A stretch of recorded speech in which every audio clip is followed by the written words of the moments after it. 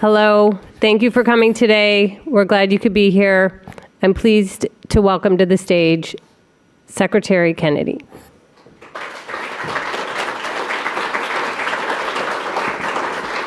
Good morning. Good morning, everybody. Every American should feel safe becoming an organ donor and giving the gift of life. Yet decades of ignored patient safety concerns have driven more and more Americans off the donor list. Today, under President Trump's leadership, we are taking bold action and historic action to restore trust in the organ procurement process. For the first time in history, HHS will decertify an organ procurement organization mid-cycle. I make this announcement in consultation with Deputy Secretary Jim O'Neill, Administrator Oz, Administrator Engels, and leading experts across the department.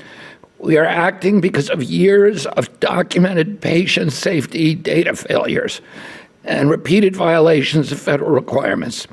And we intend this decision to serve as a clear warning. The Life Alliance Organ Recovery Agency, based in Miami, Florida, has a long record of deficiencies directly tied to patient harm. Staffing shortfalls alone may have caused, there was a 65% staffing shortage consistently across the years, and may have caused as many as 8 missed organ recoveries each week, roughly 1 life lost each day. Unlike the Biden administration, which ignored these problems and failed to act, the Trump administration is setting a new standard of patient safety comes first. Today's announcement leaves no doubt. When OPOs operate properly, they save lives. When they operate improperly, they are going to face decertification. I have a nephew, Michael Hines, who had a lifetime cerebral palsy. He died at the age of 20 in May, and we were able to donate his organs. His cornea gave 2 people the gift of sight. His kidneys went to separate people and saved lives. His heart went to a 9-year-old boy. And his liver went to a mother, a 40-year-old mother of a child with a disability. And she wrote us a moving letter talking about how frightened she was that she would not be able to survive and take care of her disabled son. She did not know that Michael was also disabled. This was not only a gift of life to 7 people in sight, 7 people, but it was a gift for our family as well, because it infused with meaning and purpose the life of Michael. He was able in his own death to save the lives of all these people. And one of the things that I would urge Americans to think about today is this takes a lot of pre-planning. We were in a regional hospital that did not have an organ procurement program, and we would have never known about this if we had not made arrangements beforehand. So it's something all of us need to think about. It's an extraordinary gift that will give meaning to our lives. And, you know, it also reminds us that no matter how different we are on the outside, no matter what our political beliefs are, our ideologies, that we're all the same inside, and that we can give the gift of life to each other. Along with decertification, we are reforming the Organ Procurement and Transplantation Network, the OPTN, thanks to the leadership of Administrator Engels, who you'll meet in a minute. We also are investing in new ways to encourage organ donation, and Deputy Secretary O'Neill will share more of these initiatives. I want to thank Chairman Jason Smith and Congressman John Joyce for joining us today. Could you both stand? And they have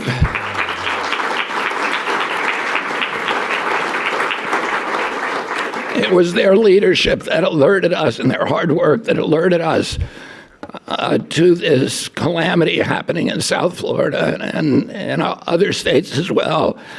and their persistence that led us to take this action today. And I also want to thank Chairman Brett Guthrie and Chairman Chuck Grassley, who have also made this a subject of preoccupation of great importance, and the continued efforts of the Energy and Commerce Committee, the Ways and Means Committee, the Senate Finance Committee, and the Senate Health Committee. Our goal is clear. Every American must trust the nation's organ procurement system. We will not stop until that goal is met. I now turn this over to Dr. Oz to discuss the collaborative effort in greater detail. Thank you. Come stay for 1 second. I want to emphasize something that is vital, because we talk about the gift of life with organ transplantation. It's actually the gift of love. And the things you're going to hear about today, and the reality that these were allowed to unfold and continue in ways that were unimaginable when I took this position, is shocking. And it would not have been addressed without the fortitude, the strength, I think the medical term is cojones, of the Secretary, who is undaunted in his desire to make a difference in saving lives of Americans. President Trump has been 100% supportive of these aggressive actions. As we walk you through this historic day, again, the first time ever in history, there's been a mid-cycle decertification of an organ procurement organization, and it will be the first time when it's finished that it will have been completed successfully, we believe as well, for good reason. But it doesn't happen without strong leadership at the top that gives you air power. So God bless you. Thank you very much. Thank you very much. So the Secretary, I don't think he realized it when he did this, but when he started putting in place leadership at different agencies, happened to pick two people with experience in transplantation. So I'm going to go first and speak a bit about what CMS has to do and a little bit about my story in transplantation. Marty McCurry is going to follow me. Both of us have, I believe, a similar experience. When I was a young surgeon finishing my training, I remember being called on organ procurement runs. And these are always in the middle of the night, because that's when you get the OR at the donor hospital, because it's busy during the day. And I remember flying all over the country, in particular one snowy night to Buffalo, where it always seemed to be snowy when we went there. And I witnessed firsthand the love, the passion, weirdly almost the joy that is involved when you're saving a life, even though you're risking your own. And I say risking because these snowy flights, these pilots were not probably signing up for this, but they were going to do whatever it took, even when it was a difficult terrain. When we land there, the ambulance companies, the nurses that were taking care of the deceased individual, their families who had been approached in the middle of their deep grief had been brave enough to make a difficult choice to donate the organs of their loved ones, knowing that there was a greater good that might come from this horrible experience that had taken place and the loss of a person that was so dear to them. Throughout this process, I gained a lot of insight into what actually goes into the organ transplant process, but you don't really feel it at the same level until you're actually doing the transplants, which is what I did as a heart transplant surgeon, and talk to the recipients. People who are barely holding on, trying to avoid falling into the abyss, the darkness of death, knowing that someone's going to have to, in a moment of grief, donate the most precious things we have in the temple of our souls, our organs, to allow them to live to fight another day. I remember in particular a case that many of you probably had heard of when in the middle of the 1996 World Series, the manager of the Yankees, Joe Torre's brother, Frank Torre, who was on our transplant list at Columbia, had an organ become available just before the final game of the World Series, and the organ became available poetically in the Bronx, where the Yankees play. And I did the transplant that evening, and by dawn, we knew that he would survive. And that man, Frank Torre, became an extremely close friend, like many of my patients, lived for over 20 years, relatively uneventfully, with that kind donated organ from a young man in the Bronx. Those are the stories that get me and Marty and others so passionately engaged in making sure transplantation works well. That's why we are so deeply committed to fixing the pathology that has infected this process. So let me give you a bit about the scale of these issues and then walk you through what we're going to do. And again, it's an historic day. Some of these numbers I'm hoping will become important enough that you'll remember them and share them with people that care about this issue. We've got 100,000 people awaiting organs right now today in America. While I'm speaking, another person will be added to that list. During this press conference, someone waiting for an organ is going to die. These are big numbers, and it's every single day without notice, which that's why we don't want to lose organs because of paperwork issues or incompetence or inefficiencies in the systems that were the nonprofit entities that were given the license to procure these organs. 28,000 organs go unmatched and therefore discarded every year. Loving people, gave their organs or their loved ones' organs to the system, and we don't use them.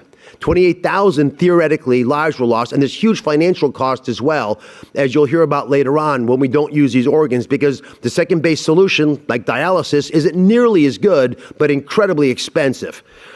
Every missed donation is an opportunity that we've lost to save a life. And that's why we have decided to take this action. And please see the federal oversight that's coming down the pike, and it's harsh, as tough love, because it's needed to restore trust in the organ transplant system. We're going to crack down on noncompliance with Medicare requirements. That's what CMS is going to offer to this equation. In part, we have the ability to address the suffering that's occurred because of systemic failures that have progressed and lasted far too long. We're going to start enforcing the appropriately rigorous standards and modernize the system with stronger data oversight, innovative tools that are going to make organ procurement easier, more seamless, more effortless, and more effective for all America, especially Americans who are awaiting transplantation. So we're taking unique action today that has never been completed before. We're going to terminate the Medicare participation agreement for an organ procurement organization, a so-called OPO. This action follows documented quality concerns that have lasted for a decade. You may be asking yourself, what has taken so long? That's what the leadership of Secretary Kennedy and President Trump offers us. The minimum conditions of participation and coverage for Medicare are not being fulfilled. So we have felt it appropriate to recommend that the Life Alliance Organ Recovery Agency, which serves 6 counties in southern Florida, lose its certification. And that action is going to be taken today within CMS. 10 years of noncompliance was tolerated. This organ procurement and transplantation network that Tom Engels will speak about, entity, has been talking about this for at least that long. They had made requirements in old days, years ago, to decertify this entity. It was never acted on.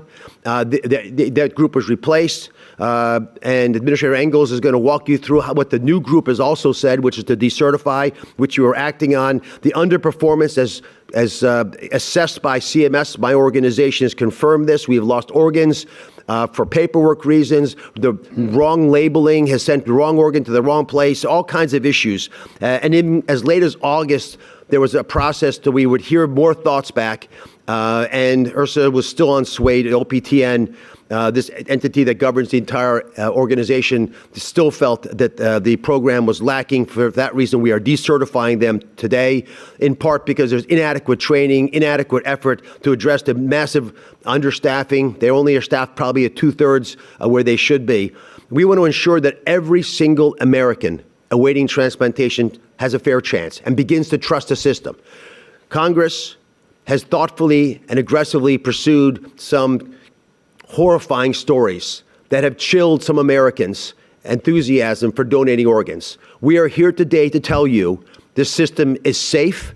It's rigorously being addressed. There's more actions that will probably be coming. We're going to be tougher than ever before, because if we lose trust in the organ transplantation system of this country, tens of thousands of people are going to die yearly whose lives could be saved. And only by taking this tough action are we going to be able to get the solutions we desire. We are sending a tough message to all the other nonprofit organ procurement agencies, organizations, so they know we're serious. We want them to know There's a new sheriff in town, and we're coming for them if they don't take care of the American people. Now, the passion that you probably hear in my voice is shared because I spent countless nights transplanting hearts into people and lungs into people who otherwise would die.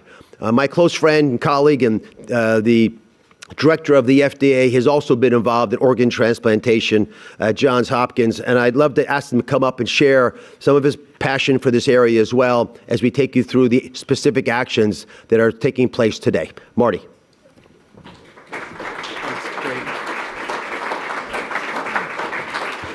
Well, thank you, Dr. Oz. Dr. Oz at one point had done more heart-lung transplants than anybody in the state of New York, and we are so grateful to have his expertise.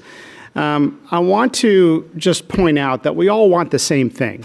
We all want to see the health and well-being for as many people as possible improve. And I can just tell you from a personal experience that my story is not unique. To get a call in the middle of the night to go out and do a run to retrieve an organ for transplantation, or to be involved in one of the procedures, and then to learn later that another organ was thrown in the red plastic bag of trash in the operating room for no good reason except a breakdown in communication, or a coordination mishap, or an individual who made a bad call, is a tragedy. And the number of 28,000 that you just heard Dr. Oz cite should shock every living human being. We've been complaining about this for a long time in the surgical community. We've been talking about it in the policy of organ transplant community. It's been well known for years.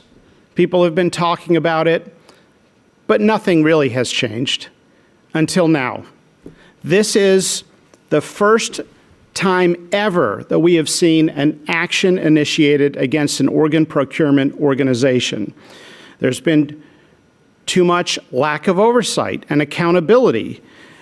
Who's responsible for these problems? We have a moral duty as human beings to steward something so sacred as an organ. You know, one of the things you never prepare for in medical school, you're never trained or taught to handle is breaking bad news, pronouncing someone to be dead and then having the next conversation about what to do with the body. Never once was I trained on how to do that, except when I had to do it. And what you learn is that there's something intensely sacred about a body after someone has deceased. It's a powerful bonding connection between the body and the loved ones of that individual.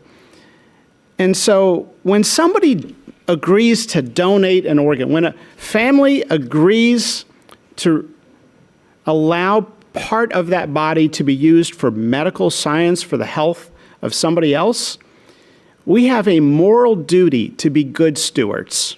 And so thank you for the actions that are being announced today, and more to come on this critical issue. For too long, we've seen conflicts of interest in the organ allocation system, gaming of the system, inefficiencies, underutilization of some organs, flying over a hospital where an organ is badly needed to go to another hospital a much further distance because that's what somebody deemed appropriate. We have seen a centralization of decision-making, sometimes poor decision-making on organ allocation that takes that decision-making away from the physician. And so these actions are going to put more decision-making back in the hands of physicians.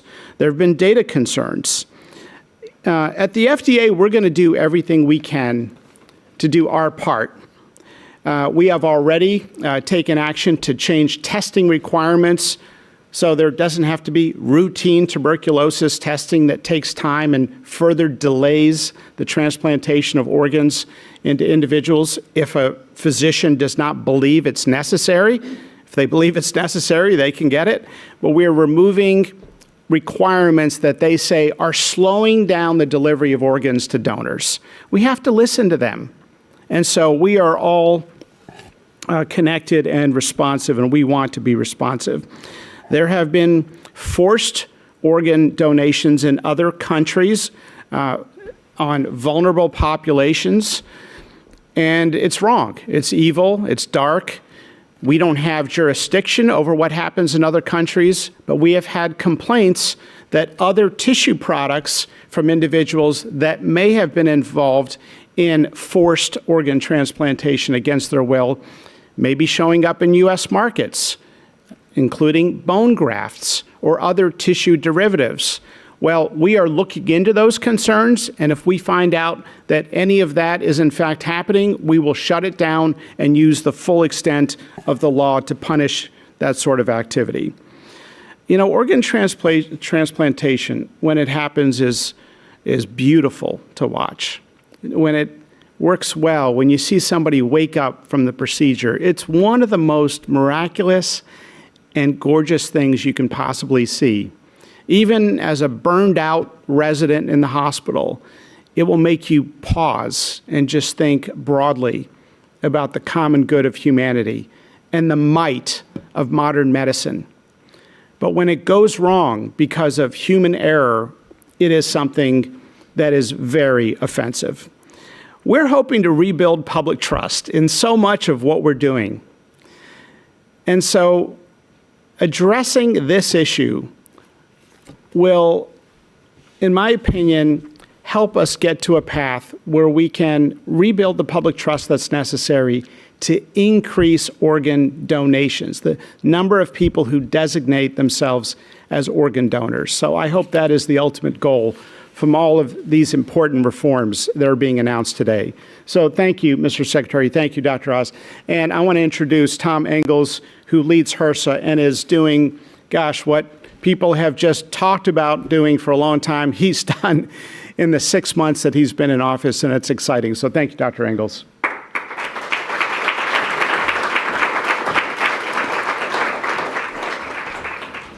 Well, good morning, everyone. I'm probably the least known speaker of everybody that's been on the stage so far, but I'm Tom Engels, and I'm the administrator of the Health Resources and Services Administration.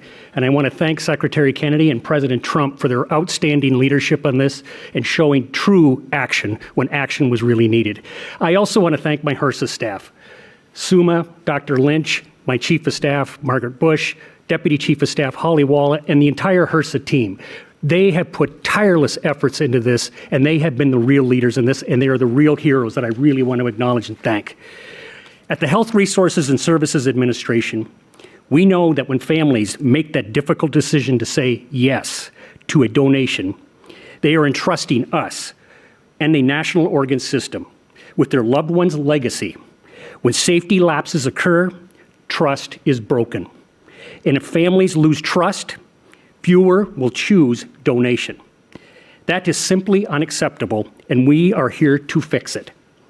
Under Secretary Kennedy's leadership, the Organ Procurement Transplantation Network modernization efforts are strengthening patient safety and restoring trust.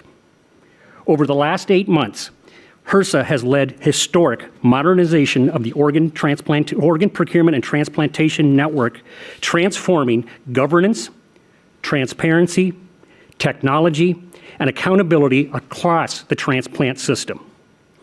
First, governance and accountability.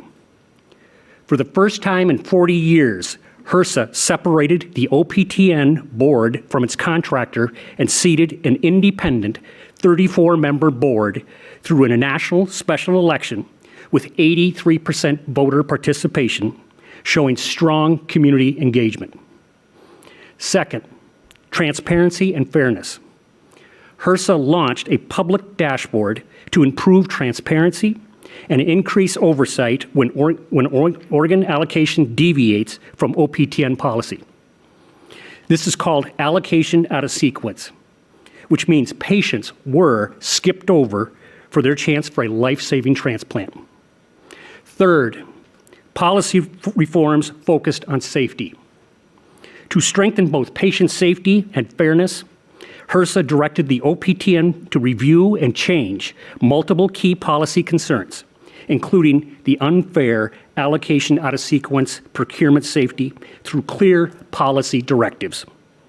Fourth, modernizing the finances, we moved away from the model where one single contractor monopolized the system for 40 years and into a new multi-vendor environment which is best-in-class contractors. And Congress, and thank you to the members of Congress that did this, thank you for these changes that you made. This change is going to help HRSA bring greater transparency and oversight in how patient registration fees support the OPTN operations. Fifth, a new complaint reporting process and better data to improve patient safety. HRSA opened a direct reporting channel for misconduct and safety concerns, giving us full visibility into patient safety complaints across the system. Through this new reporting system, complaints can be reported anonymously and will allow investigations, appropriate actions to be taken. But our work does not stop there. Today, Secretary Kennedy is directing a new initiative to improve patient safety and further restore integrity to the nationwide transplant system. This new directive authorizes the OPTN Board of Directors to designate a full-time patient safety officer. This officer will be responsible for coordinating responses across clinical operational teams, ensure compliance with federal priorities, and take corrective action whenever patients are at risk. This builds on our previous directives to the OPTN requiring national reporting and safety-related concerns and stronger safeguards in organ procurement. Families and clinicians deserve a system that is trustworthy and accountable. They all deserve this. When disturbing practices came to light, Secretary Kennedy and HRSA acted, directing corrective actions, enhanced monitoring, and national reporting to restore integrity and accountability. Patients and families must know the system is fair and worthy of their trust. This is the standard we are setting today. This is the promise that Secretary Kennedy and President Trump are delivering today. And with that, I would like to turn it over to another leader in this entire area, is the Deputy Secretary of the Department of Health Services, Deputy Secretary Jim Leo.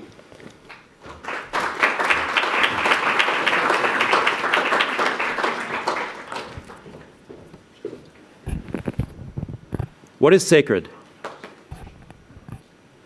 The personal can be sacred, the eternal can be sacred, compassion can be sacred, sacrifice can be sacred. And saving the life of another by giving of yourself unites these dimensions of the sacred into one line that only points to the future. But fear can stand in the way. Living donors, even in their generosity, fear that saving another life could damage their own. And families, gathered around a hospital bed, fear the discordant incentives by procurement organizations could disrupt life-saving care for their loved one. Donating an organ is an act of great compassion, but every episode of abuse in the procurement system can frighten potential donors away. That's why today is so important. Over the past 4 years, all of us watched the public health establishment burn its public trust. All of us watched the abuses of the pandemic in dismay. But Secretary Kennedy had the solution: earn back public trust, brick by brick and stone by stone, until we rebuild the House through transparency and rigorous science. What you just heard from Secretary Kennedy and Mehmet and Marty and Tom is another story in rebuilding this House. Nearly 100,000 Americans are currently waiting for a kidney, but only 45,000 receive transplants every year. I've watched friends die waiting on the list, and I will never get over it. We have a system for handling kidney failure from transplantation to dialysis, but it obviously has limits. One limit is a compromised immune system. Cadaver kidneys typically last 10 to 15 years and require immunosuppressive drugs that present significant health challenges. By closing one wound, we open another. Dialysis, too, takes a significant toll on the body and the mind. The process can be debilitating and exhausting. Patients are tethered to a machine, and their life revolves around the machine. That is one way to live, but we can build a better one. A single kidney transplant saves Medicare more than $500,000 in dialysis. I want to talk today about 4 concrete ways the Trump administration is safely increasing the availability of kidneys for Americans in need. First, I'm pleased to announce significant investment to make living donations easier and more affordable by improving the Living Donor Program. Today, we're committing $25 million in new funding to that task. HRSA's Living Organ Donation Reimbursement Program will reduce the financial burden on living organ donors by reimbursing eligible expenses that are non-medical, such as lost wages, travel and lodging, meals, and dependent care. I started pushing this project in 2007, the last time I was at HHS, and now that I'm back, it's a true honor to announce it. Second, we're developing methods to support living kidney donation through the KidneyX Innovation Accelerator. Third, we recently broke new ground by greenlighting the first clinical trials for xenotransplantation at FDA. Soon, doctors will save patients with kidney failure by giving them genetically modified pig organs. Someday, we'll replace failing organs with biomechanical improvements. Fourth, through our investment arm, ARPA-H, we're developing bioprinting technology and regenerative medicine to 3D print personalized organs on demand that will not require immunosuppressive drugs. These 4 efforts complement our broader initiatives to enhance patient safety through the organ donation and transplantation system and bring us into a future in which waiting for a transplant will become a bizarre relic of the past. In the meantime, my colleagues and I are committed to reforming the transplant system to save and improve the lives of Americans. Previous administrations have had concerns about the OPO, but Secretary Kennedy is the first to decertify mid-cycle. Yesterday was Patient Safety Day. Today we live in the future. Thank you.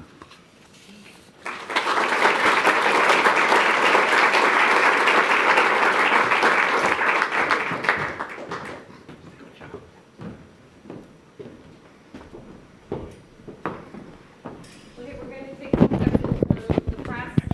We should have a microphone. If you could say your first name, last name, outlet, and also keep your questions to why we're here today. I'm Dan Bernardo with the Scientific American. I'm wondering what happens in Miami now with this decertification to people waiting for transplants there. Thank you. So there's a process by which the Miami South Florida organization can appeal the decertification. That process will take several months. They will appeal it to the Secretary of Health and Human Services. And we believe that over the next few months, they'll get a very fair hearing. If they end up failing, then there's a process to open it up to other OPO groups or new ones to enter into that region. There will be coverage. There will be seamless coverage for patients in the area. And I want to applaud the OPOs that are doing a great job, because most are. They're spectacularly effective at that tense moment of dealing with the doctor, the nurses, the family, the estranged sibling, all the things that happen at the moment of death that is sacred, as Jim O'Neill spoke to. And we want those OPOs to be celebrated. The reason we're taking aggressive action against failing OPOs is to make sure that the strong ones continue to thrive.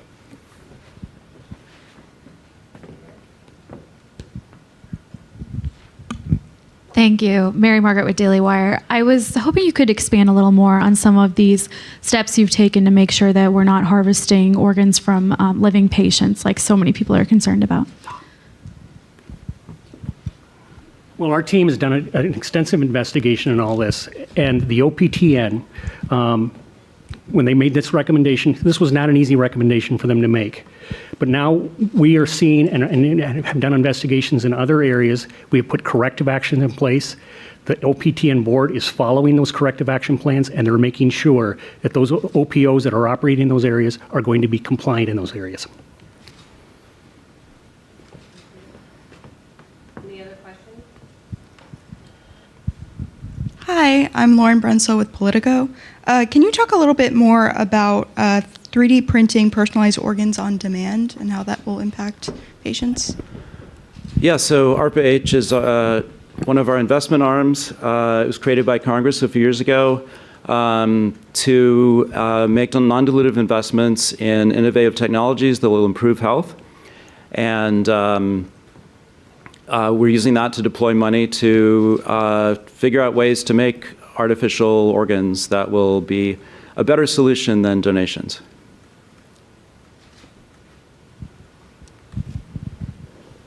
Hi, Peter Wariski, Washington Post. There have been a number of allegations against some of the OPOs for double billing and other fraudulent ways of defrauding Medicare. Is there any effort to bring DOJ or any law enforcement into some of these cases?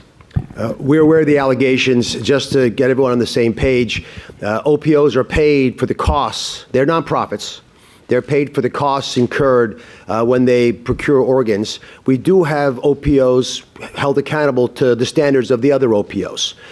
So we are investigating very seriously anything that could hurt the trust in the organ procurement system. I don't believe billing is our biggest concern, and just from what we've been seeing, but we are definitely investigating it. Thank you, everyone.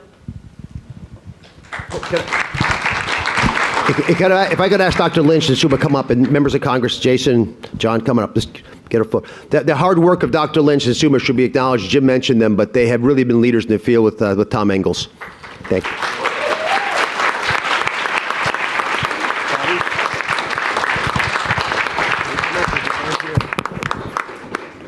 No, we can't. Get in front. Let's get in front of this. John, come over here and bounce it out.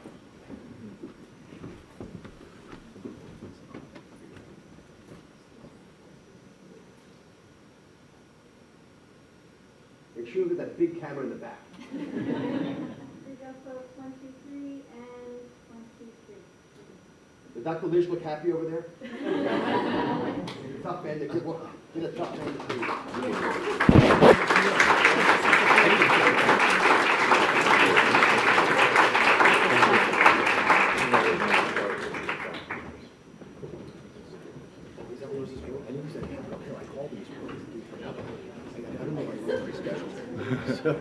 He